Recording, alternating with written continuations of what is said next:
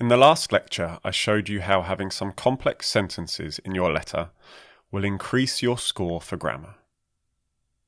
As you can see here in the examiner criteria. But just having some complex sentences isn't enough. We also need to have some variety. Variety means that you need different types of complex structure in your letter. So you can see what that looks like. Let's do a quick activity. Here we have Boris Johnson's letter from the previous video. Remember, it was better than Donald Trump's because it had some complex sentences. And here we have the same letter but with some changes. As you can see, the changes have been highlighted. Take some time to read both letters and then answer this question. Which letter has a wider variety of complex structures? Are you ready for the answer? The answer is this letter. In Boris Johnson's letter, we can see the same structures, like the present simple tense being used again and again. However, in this letter, we have some different tenses. For example, we have the present continuous and the present perfect. And we also have a variety of modal verbs, such as might and would, as well as the second conditional, and this complex structure with suggest.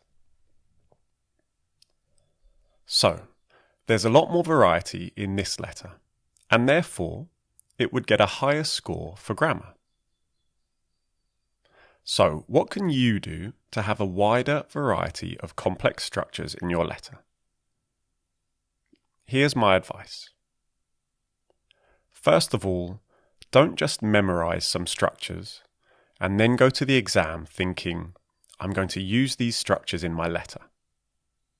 That will be very obvious to the examiner, and it will make your letter sound unnatural. The best way to improve your grammar in a natural way is to read lots without a dictionary. Just read something you love, like your favorite book, but in English, and read every day. If you do this, you'll be exposed to a wide variety of grammatical structures, which will improve your ability to use them yourself. I also suggest you use these books to study specific grammar structures. They are English Grammar in Use by Raymond Murphy and Advanced Grammar in Use by Martin Hewings. Go through the books, identify the structures that you need to improve, and do the exercises.